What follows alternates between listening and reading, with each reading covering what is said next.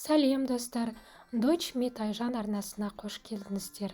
Бүгін біз өткен сабақтың жалғасы ретінде етістіктерді жекеше түрдің екінші жағында жіктеп үйренеміз. Ол үшін неміс тілінде ең жиі кездесетін 16 етістікті аламыз. Біз сол 16 етістікті өткен сабақта жекеше түрдің бірінші жағында жіктеп үйренген болатынбыз. Бүгін екінші жақта жіктейміз. Сонымен бастайық. Бірінші мысал ол лебен етістігі. Мен өткен сабақта айтқандай, лебен ол өмір сүру деген мағынаны береді. Енді екінші жақтың есімдігі ол ду есімдігі, сен деген мағынаны береді. Оның жанына біз етістіктің түбірін алып келеміз. Лебен етістігінің түбірі леп. Оған біз екінші жақта етістікке қосылатын жалғауды жалғаймыз. Ол есті жалғауы. Мен 13-ші сабақта сіздерге түсіндіріп айтқанмын. Етістіктің түбіріне екінші жақта жіктелген кезде есті жалғауы жалғанады деп. Сонымен нәтижесі ду лепст болады. Ду лепст. Ду лепст қазақшасы сен өмір сүресің деген мағынаны береді. Сен өмір сүресің. Сонда қарайтын болсақ, бастапқы формасындағы етістіктің жалғауы иен болды. Лебен өмір сүру. Одан кейін етістікке есті жалғауы жалғанды ду лепст.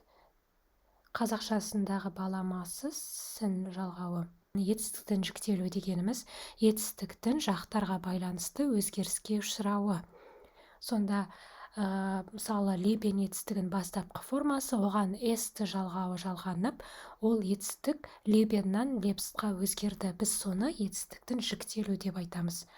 Ал қазақшасында да мысалы сүру, өмір сүру деген өмір сүресін болып өзгерді. Келесі мысал бізде фраген мысалы.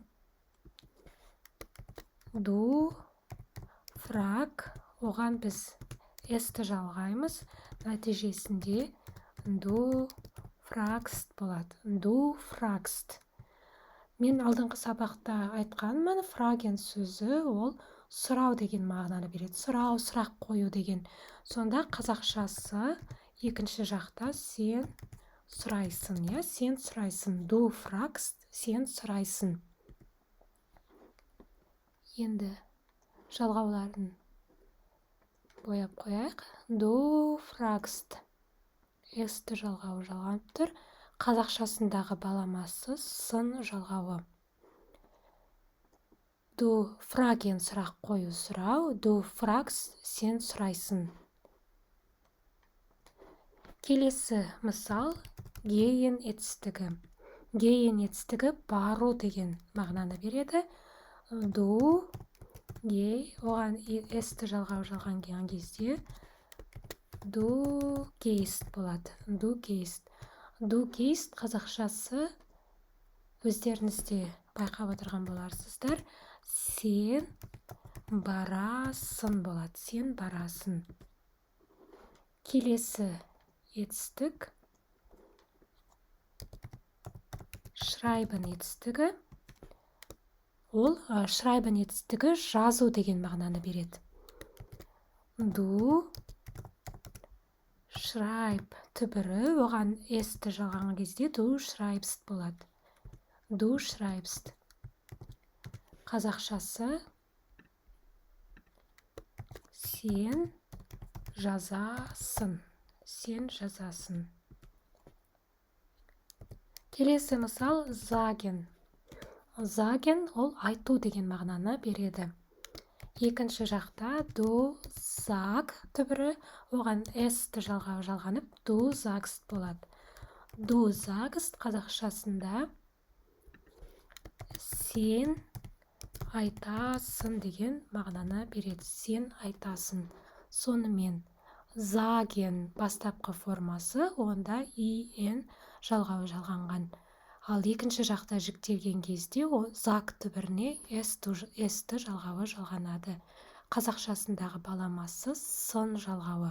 Сен айтасың. Келесі мысал шпилен. шпилен деген біз өткен сабақта айтқан болатынмын, ойнау деген мағынаны береді.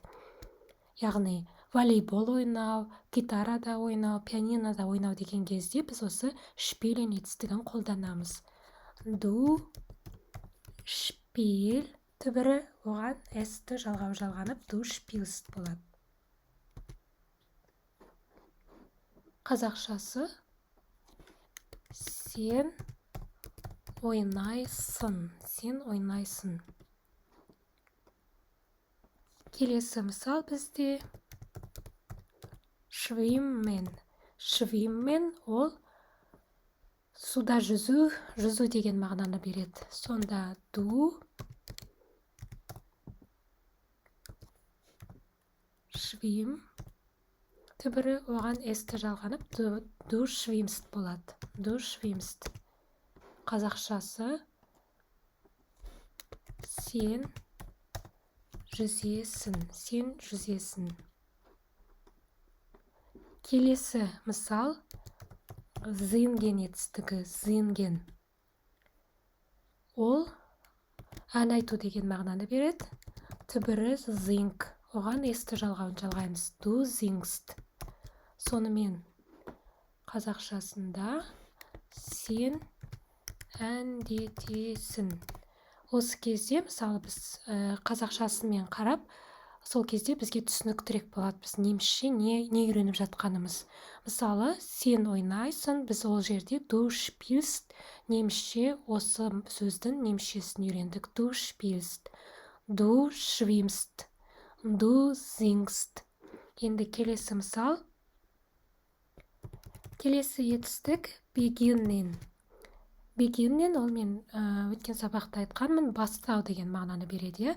Енді du екінші жақта жүктейміз. Begin түбірі, оған s-ті жалғаймыз. Du beginst. Du beginst бұл қазақшасында сен бастайсың. Сен бастайсың деген мағынаны береді.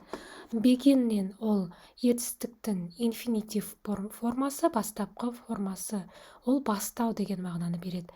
Du beginst ол етістіктің екінші жақта жүктелген формасы, s-ті жалғауы жалғанып тұр. Қазақша баламасы сен бастайсың. Қазақшада сын жалғауы жалғанған. Келесі етістік suchen етістігі.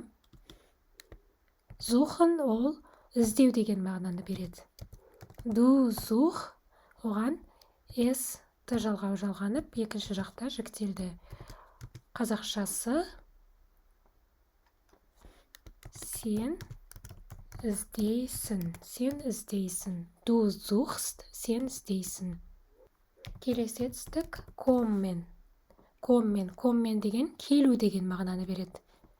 Жүктелген кезінде du kom түбірі, оған s-ті жалғауын жалғаймыз, сонда du kommst болады. Du kommst. Сен келесің, сен келесің. Одан кейінгі етістік kaufen етістігі. Kaufen етістігі ол сатып алу деген мағынаны береді. Дүкенге барғанда сол кезде біз жиі қолданамыз. Du түбірі kauf, оған s-ті жалғау жалғанады. Du kaufst болады екінші жақта.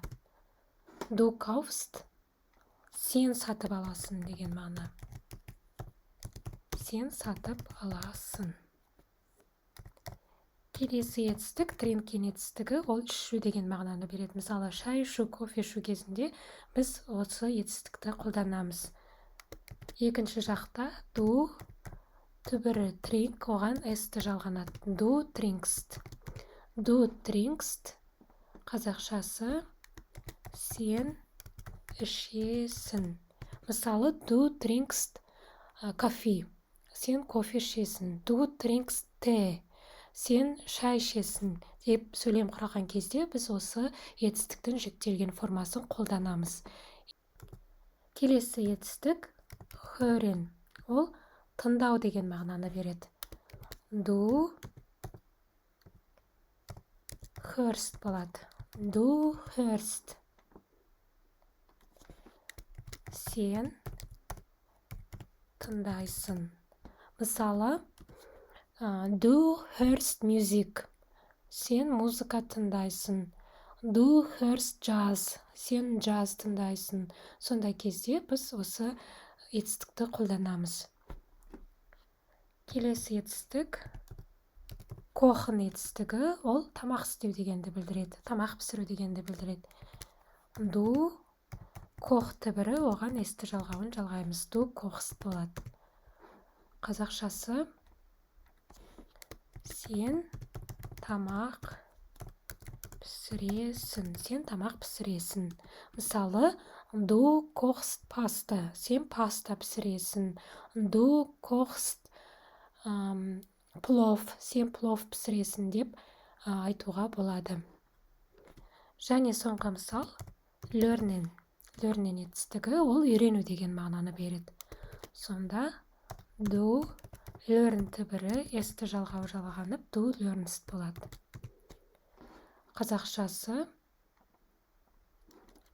сен үйренесің. Сонымен достар, біздің бүгінгі етістіктің екінші жақта жекеше түрде жіктелуіне арналған сабағымыз аяқталды. Соңына дейін тыңдағандарыңызға рахмет. Осы жүктелген етістіктердің барлығын жазып алып, өздеріңіз жаттықсаңыздар болады. Егер осы видео сабақ ұнаса, міндетті түрде лайк басып, достарыңызбен, жақындарыңызбен бөлісіп қойыңыздар. Danke, tschüss.